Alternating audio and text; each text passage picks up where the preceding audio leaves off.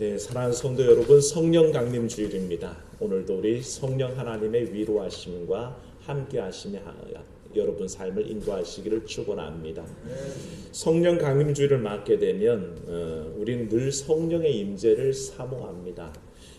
성도의 마땅한 자세죠. 성도로 이 땅을 살아갈 때에 성령님 나에게 임하소서라고 기도하고 그런 마음으로 살아가는 것은 굉장히 좋은 자세입니다. 그런데 동시에 한 가지 의문도 있습니다만, 그러면 이전에는 성령이 아니 계셨는가 하는 것을 생각해 봐야 합니다.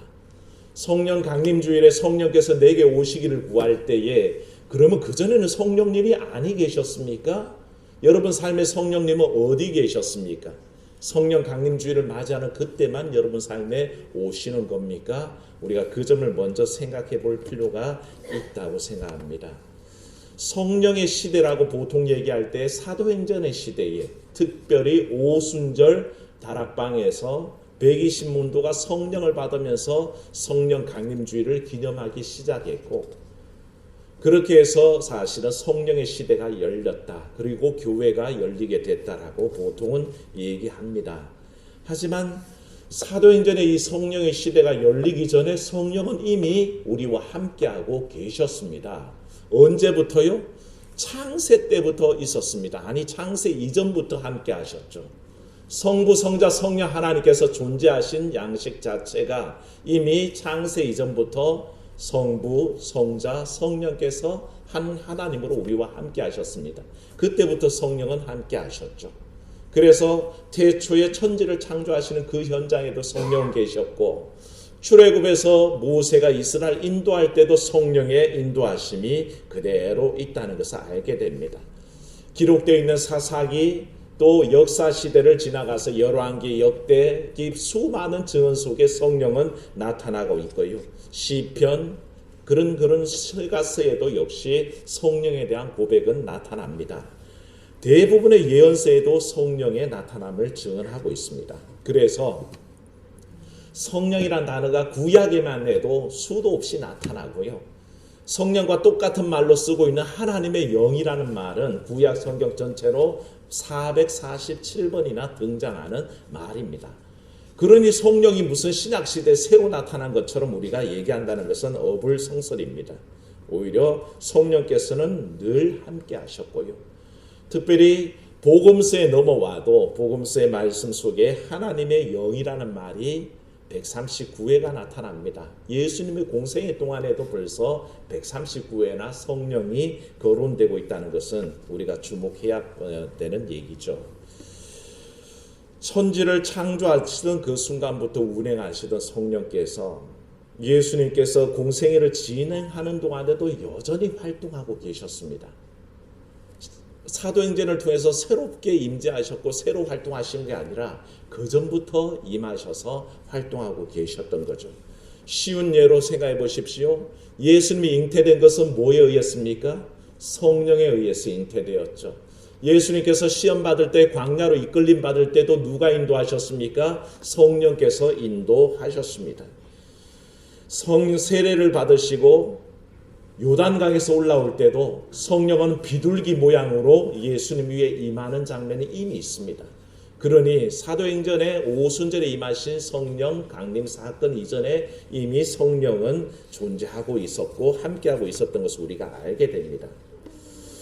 그래서 성령 강림주일에 우리가 성령을 사모하는 것은 당연하지만 마치 없었던 성령을 새로 받는 듯한 느낌은 사실은 약간의 오해가 있다는 것을 알게 됩니다.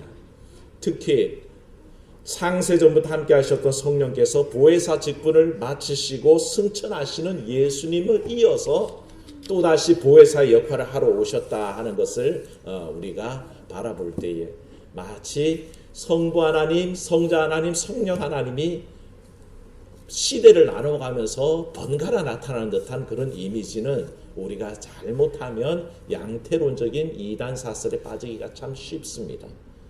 오히려 성령께서는 늘 동시에 함께 하셨던 그 하나님인 것을 우리가 고백할 필요가 있다는 것이죠.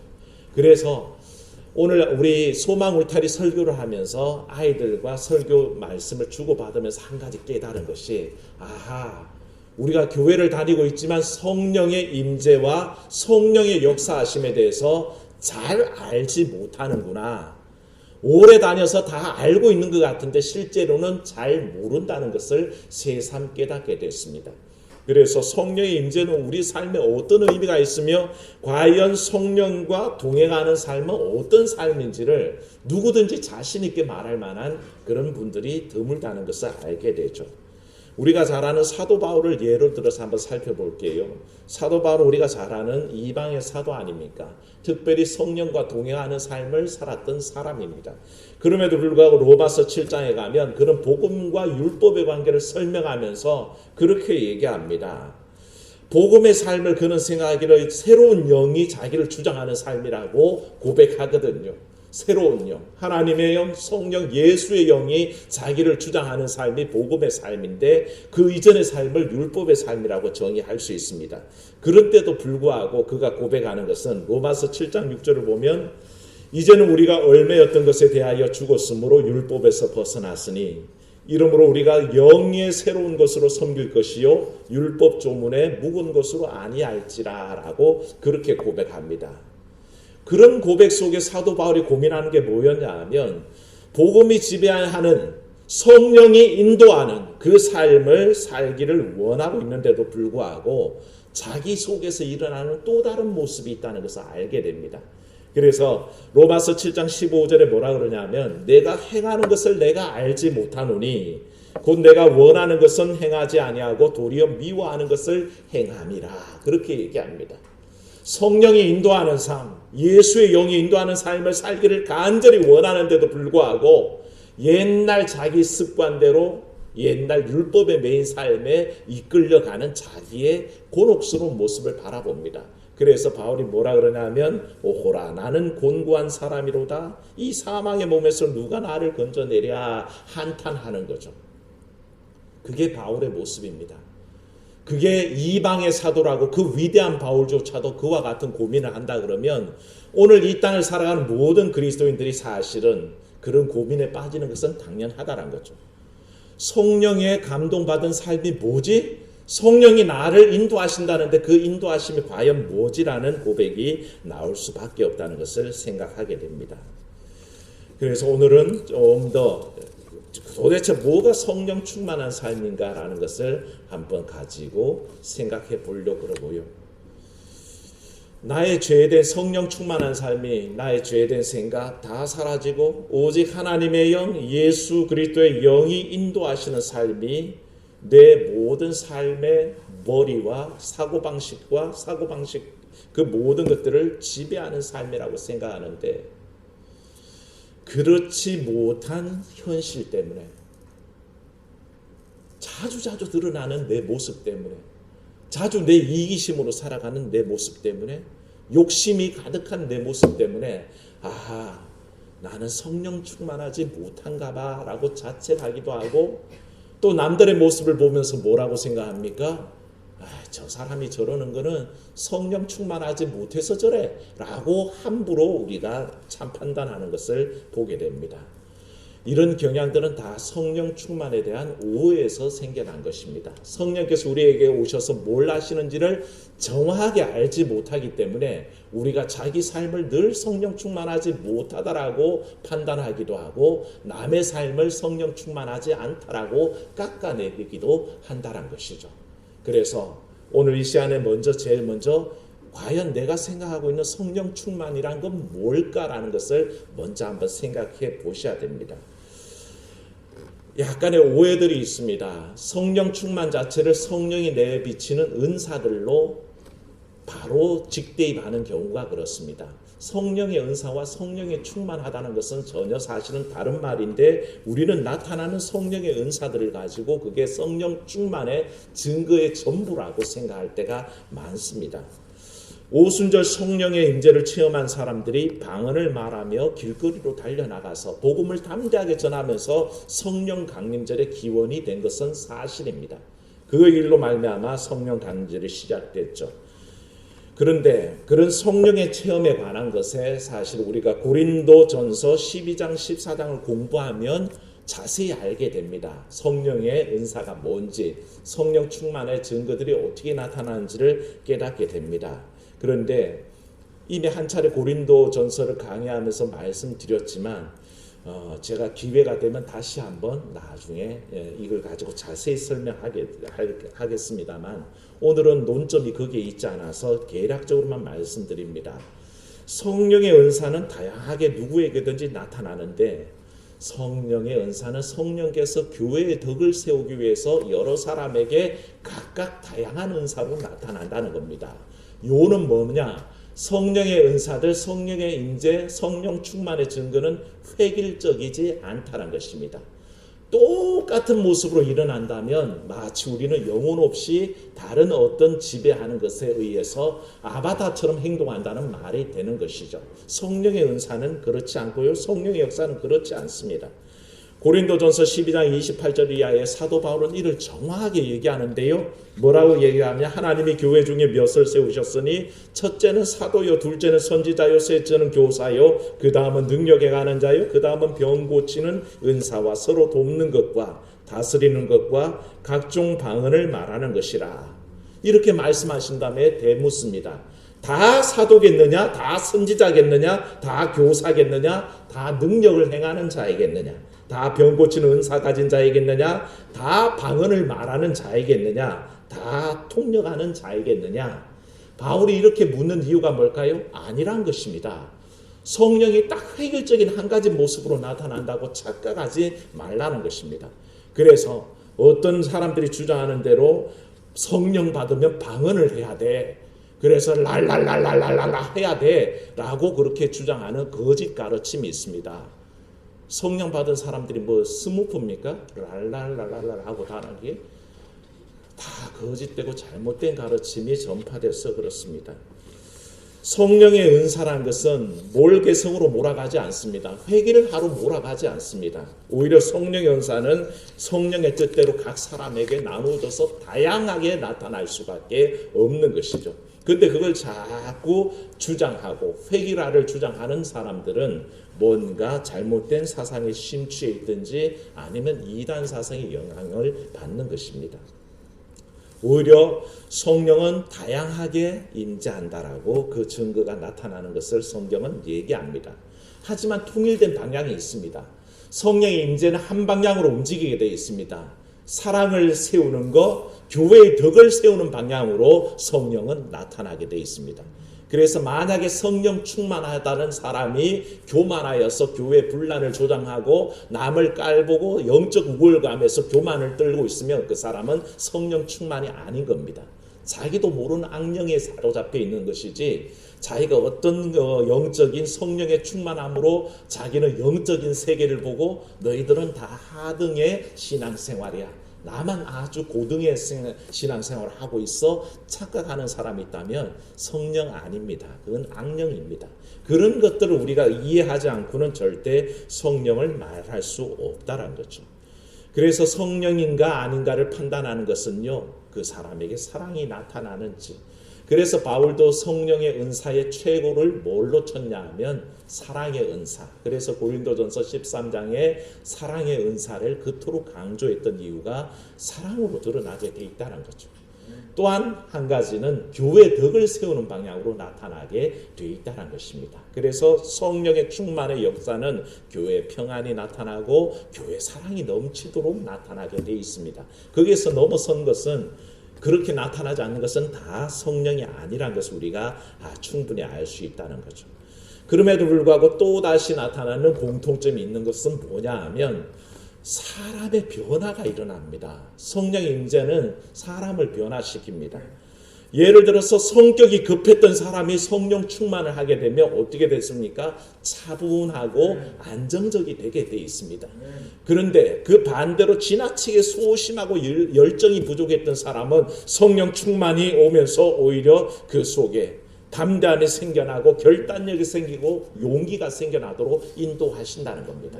성령의 역사는 그렇게 다양하게 나타나죠. 정반대로도 나타납니다. 어떤 사람에게는 열정을, 어떤 사람에게는 이성적인 차분함을 주시는 거죠. 그래서 어떤 때는 성령은 불같은 성령이요, 어떤 때는 비둘기같이 온유한 성령이라고 얘기하는 것이 거기에 있습니다. 성령을 똑같이 불같은 성령으로만 나타나기를 기대하는 것은 성령의 은사를 회귀를 하는 겁니다. 그래서 한 가지 모습만 자꾸 강조하는 것으로 성령을 왜곡시키고 있는 거죠. 성령의 은사는 오히려 우리 속에 다양하게 나타납니다. 사람이 변화된다고 그랬죠. 사도 바울은 예수 그리스도 믿는 사람들을 잡아 죽이러 다니다가 예수의 영을 만나자, 성령을 만나자마자 어떻게 됩니까? 이방의 복음을 전하는 사도로 변하지 않습니까?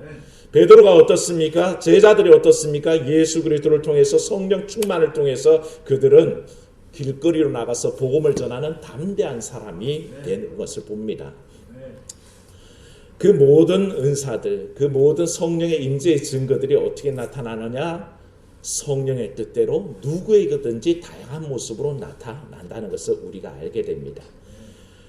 그래서 바울은 고린도전서에서 성령의 은사를 여러 가지로 얘기하죠. 어떤 때는 방언, 어떤 때는 예언, 어떤 때는 가르침, 봉사, 그 숱한 일들로 나타나고 성품의 변화가 나타나는데 성령의 9가지 열매를 맺히게 된다 그랬죠. 사랑, 희락, 화평, 오래 참음과 자비와 양성과 충성과 온유와 절제가 나타난다라고 얘기합니다. 그게 성령이 주시는 성품들이라고 설명하고 있죠. 그러나 우리가 기억할 것은 획일적이지는 않습니다. 성령 충만의 증거가 늘 한 가지 모습으로 나타나는 것은 아니라는 것을 마음에 새기십시오. 나중에 자세하게 설명하겠지만 한 가지 예를 들자면 어떤 이들은 성령의 임재가 나타나면 예언하고 환상을 보고 환시, 투시, 자동 필기, 몸 떨기, 입신, 넘어지기, 기절하기, 꿈꾸기, 기적 행하기, 신유, 귀신 내어 쫓음으로 나타난다고 얘기합니다. 그게 없으면 성령 충만이 아니라고 얘기하기도 합니다. 근데 이 모든 것들은요, 너무 안타깝게도 교회 다니는 사람만에게 나타나는 게 아니라 무당 박수에게도 나타나는 현상입니다.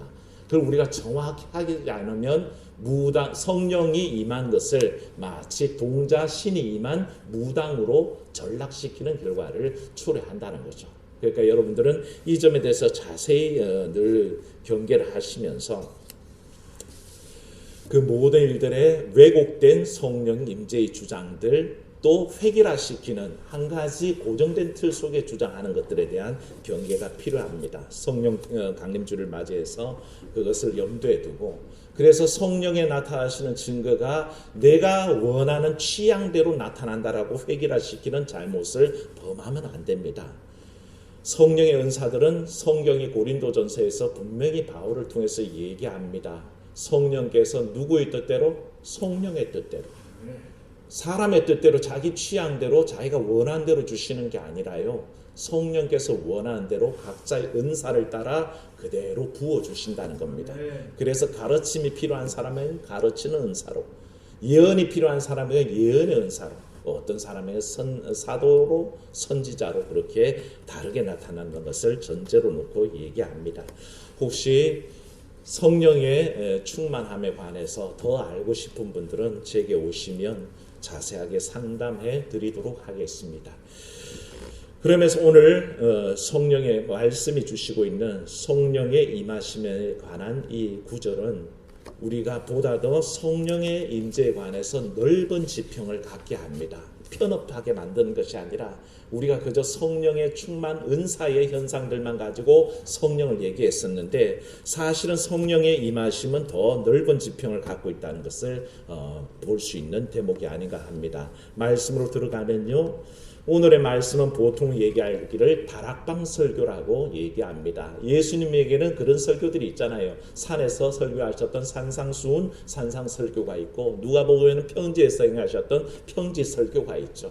그것처럼 요한복음 16장에 넘어가면 예수님께서 마지막 고별 설교로 제자들과 다락방에 모여서 성만찬 이후에 행하는 다락방 설교가 있습니다. 오늘 말씀 바로 거기에 포함된 말씀인데, 이 다락방 설교는 말씀드린 대로 고별 설교입니다. 주께서 계속해서 말씀하시는 것이 조금 있으면 내가 너희를 떠나간다라고 그렇게 강조를 하십니다.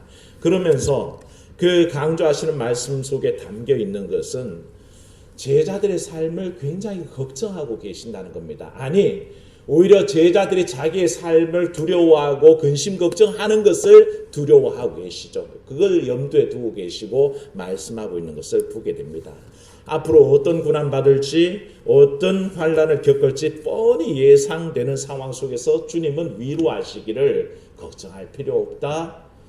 너희에게 성령님을 보내주시리니 그가 너희를 인도하실 거고 그가 너희를 위로하실 거다 하는 것을 알려주기를 원하셨습니다. 그래서 오늘 말씀을 보면 또 다른 보혜사 성령을 보내서 우리를 도우시고 선악간에 심판하실 것을 그 계획을 말씀하시는데, 그래서 성령이 오시는 일이 뭐냐라고 할 때 입신하고 접신하고 부들부들 떨고 성경 필사하고 막 영필사 영사하고 뭐 이런 현상으로만 나타나는 게 아니란 것입니다. 오늘 말씀은 성령의 임재를 통해서 정확하게 우리에게 무슨 일이 일어나는지를 얘기하시는데 8절 말씀 한번 보십시오. 성령이 오시면 이렇게 얘기하십니다. 8절에 있습니다. 그가 와서 죄에 대하여 의에 대하여 심판에 대하여 세상을 책망하시리라. 아멘. 이게 성령이 하시는 일이란 것입니다. 성령이 오셔서 하시는 일이 심판하신다, 책망하신다 얘기하는데 죄에 대해서 의에 대해서 심판에 대해서 책망하신다 그랬습니다. 그런데 이 책망의 대상이 누군지를 보십시오. 성령이 오셔서 믿는 사람들을 책망하시는 게 아닙니다. 오히려 성령께서 오셔서 누구를 책망하셔요? 세상을 책망하신다 그랬습니다. 세상에 대해서 책망하신다는 이 뜻은 바로 온전한 의에 대해서, 온전한 죄에 대해서, 온전한 심판에 대해서 이해하고 있는 제자들 그룹과 여기에 대해 뭘 이해하고 전혀 상식이 없고 거기에 대한 아무런 믿음도 없는 세상에 대해서 부딪힐 때에 주님께서 이 모든 것을 알고 있는 제자들 편을 들어주시고 오히려 그걸 알고 있는 제자들을 핍박하는 세상에 대해서 책망하신다는 겁니다. 그 성령이 하시는 일이 뭡니까? 바로 제자들을 편들어 주시고 위로하시고 감싸주시며 그 제자들을 위협하는 세력들에 대해서 책망하신다는 거죠. 그래서 성령께서 그 일을 해주신다고 오늘 말씀을 우리에게 가르쳐 주고 있습니다. 세상을 대해서 책망하시는 그 성령님, 바로 우리를 편들어 주시는 성령님이십니다. 한번 따라합시다. 편들어 주시는 성령님. 제자들을 편들어 주시고요, 그리스도인들을 편들어 주시고요, 하나님의 백성의 편을 들어 주시는 분이라는 것입니다. 그래서 오히려 세상을 책망하시는 거죠. 왜 이렇게 책망하시는지는 제자들의 특징이 무엇인지를 오늘 말씀 속에서 통해서 드러나게 되어 있습니다. 믿음의 성도들이 성령을 받을 때 예수 그리스도를 영접할 때 드러난 특징이 뭐냐 하면 첫째가 죄인됨을 깨닫습니다. 사랑 여러분, 성령이 임하시면요 자기 죄를 바라보게 되는 줄로 믿습니다. 그게 성령이 하시는 일입니다. 사람이 인위적으로 자기 죄를 고백할 수 있는 게 아니라 성령이 오시면서 내 죄를 저절로 알게 되고 고백하게 됩니다. 그런데 세상은 그 일을 알지 못합니다. 자기 죄가 없는 줄 압니다. 그래서 주님께서 오시면 죄를 고백하는 자신들의 제자 그리스도인들은 감싸 안으시고 자기 죄를 감추고 마치 죄 없다라고 오히려 그리스도인들을 공격하는 그들에 대해서 니네가 유죄다, 너희가 죄가 있는 사람들이다라고 깨닫게 하시면 책망하신다는 뜻이 바로 처음 뜻이고요. 두 번째가 성령께서 임하시면 자신의 무능을 깨닫게 됩니다. 사랑 여러분, 우리는 사실 모두가 그와 같은 존재입니다. 우리가 죄인임을 알 뿐더러 이 죄에서 해방되기 위해서 우리가 할 수 있는 일이 있습니까? 없습니까? 없습니다. 그걸 아는 것입니다. 전적인 무능함을 깨닫도록 인도하시는 것이 성령께서 하시는 일인데 바로 성령 충만한 사람들이 그것을 깨닫는 것입니다. 아, 나는 내 죄를 위해서 아무것도 할 수 없구나. 그런데 이 죄를 위해서 누가? 예수 그리스도께서 십자가의 대속의 제물로 돌아가셨고 그 보혈의 공로로 나를 구원하셨구나 라는 것을 저절로 알게 되도록 인도하신다는 거죠. 그래서 제자의 특징은 자기의 무능함을 아는데 세상은 그렇지 않다는 것입니다. 세상은 자기 힘으로 구원받을 수 있고 자기 힘으로 성취할 수 있고 자기 힘 가지고 모든 것을 완벽하게 만들어 갈 수 있다고 착각할 때에 성령께서 오셔서 그들을 책망하십니다. 너희가 뭘 할 수 있는데? 라고 얘기하실 때에 겸손하게 나는 죄인으로소이다. 나는 무능한 사람입니다. 고백하는 제자들은 감싸 안으신다는 뜻이 거기에 있습니다. 세 번째로 심판하시는 모습을 아는 이들입니다. 제자들은 어떨까요? 누구든지 완전하신 심판주이신 하나님 앞에 설 날이 있다는 것을 알고 살아가는 사람들이 바로 제자들입니다. 사랑하는 여러분, 우리의 삶의 마지막에는 하나님 앞에 서는 심판의 때가 있는 것을 아시길 축원합니다. 그걸 누가 알게 하실까요? 성령이 알게 하십니다. 제자들은 그걸 알고 살아가는 사람들입니다. 그런데 성령이 오시면 그걸 모르는 사람들, 오히려 예수 그리스도를 심판하고 제자들을 재판하면서 죽는데 내보내는 사람들, 목 매달아 죽이고 목을 베어서 죽이고 십자가에 거꾸로 못 박아 죽이는 그 세상 권세들이 실제로는 심판받을 사람들이라는 것입니다. 그래서 성령께서 오시면 그들을 향해서 책망하신다는 겁니다.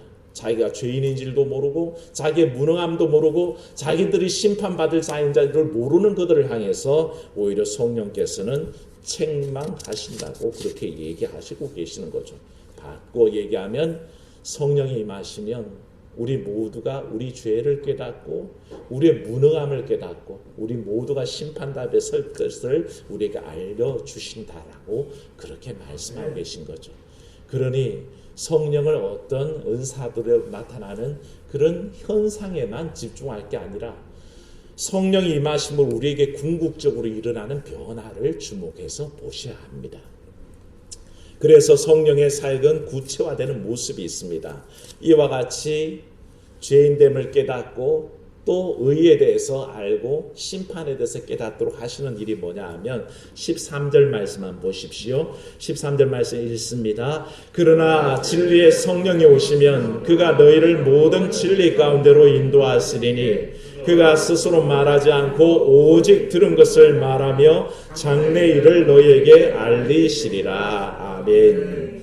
이 말씀을 기억하십시오. 13절 말씀대로 성령이 오셔서 우리에게 이와 같은 제자의 삶을 알려주시기 위해 하시는 일이 진리로 인도하신다 그랬습니다. 성령이 하시는 일이 그게 주된 사역입니다.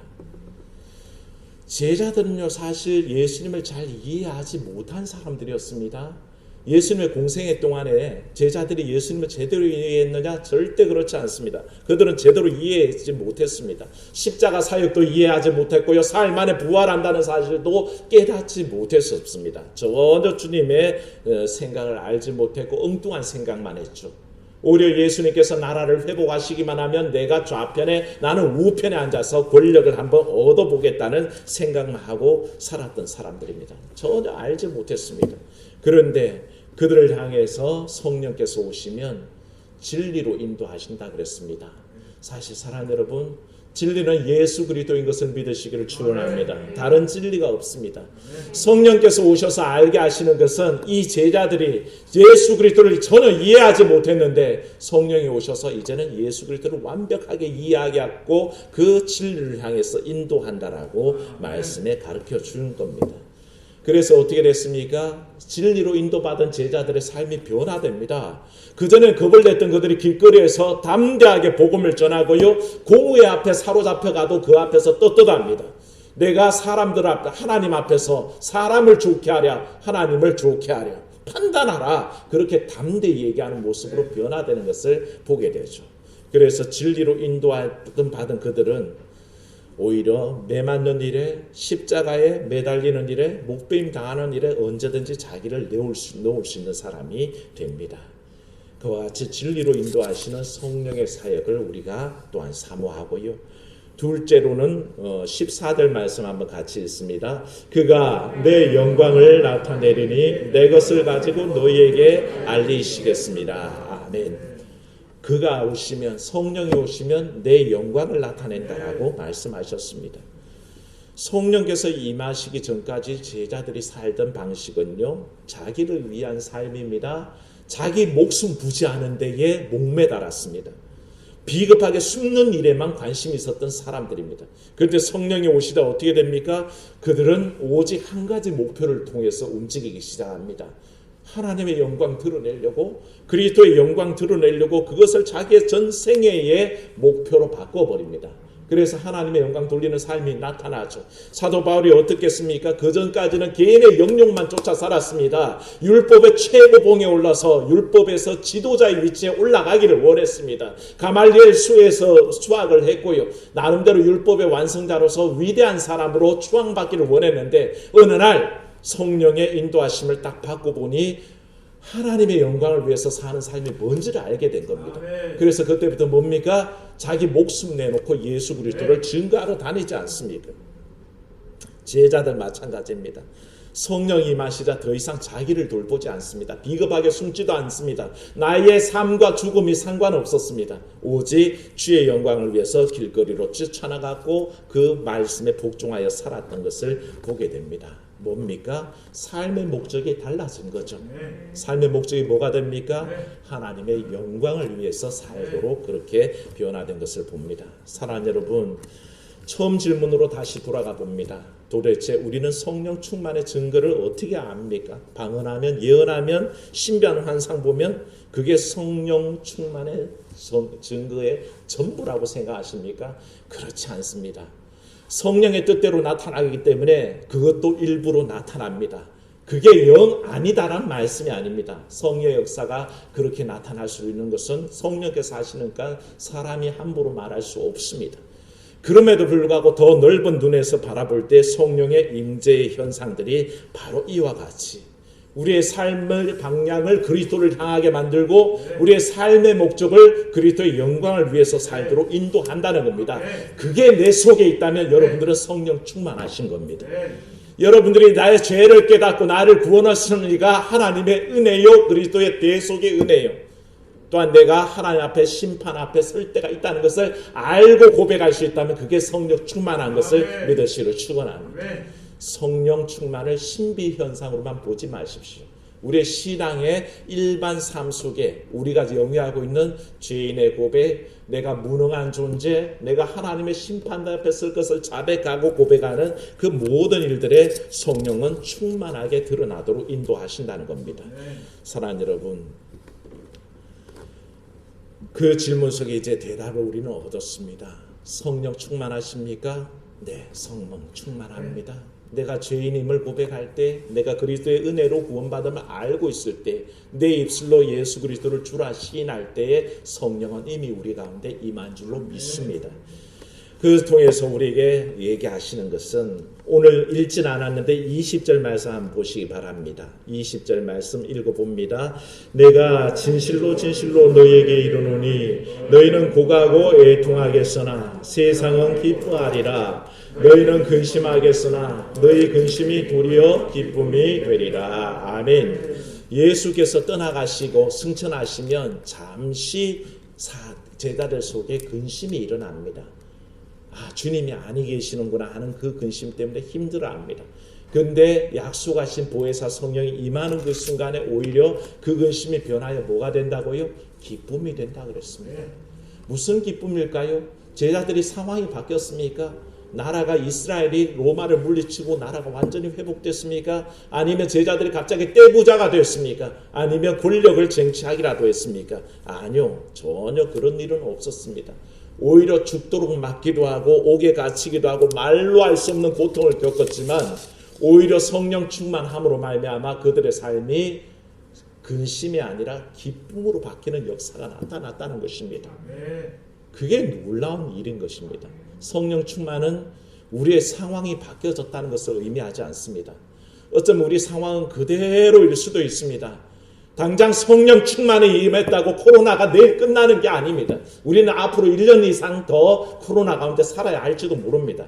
그런데 성령 충만은 우리를 뭘 바꿔놓느냐? 우리 속에 근원적인 기쁨이 있도록 인도하신다는 겁니다.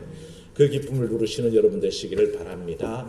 성령 강림주일은 성령이 오셨던 날을 기념하는 날이자 동시에 우리 삶에도 여전히 성령 충만을 하여 진리로 인도하시고 하나님의 영광을 위해서 살도록 인도하시고 그로 말미암아 기쁨이 충만함을 깨닫게 하시는 날입니다. 그러므로 사랑하는 여러분, 내 속에 주장하시는 성령을 소멸하지도 마시고요, 성령을 근심하게도 하지 마시고 오직 성령이 기뻐하시는 삶을 살아내는 귀한 성도들 되시기를 주의 이름으로 축원합니다.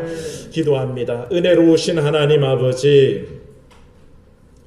성령께서 오사 참으로 믿음의 백성들 지켜주시고 위로하시고 감사 않으시며 오히려 주를 알지 못하고 죄를 깨닫지 못하고 심판받은 것을 알지도 못하고 교만 떠는 세상을 책망하실 것을 알려주시니 감사합니다.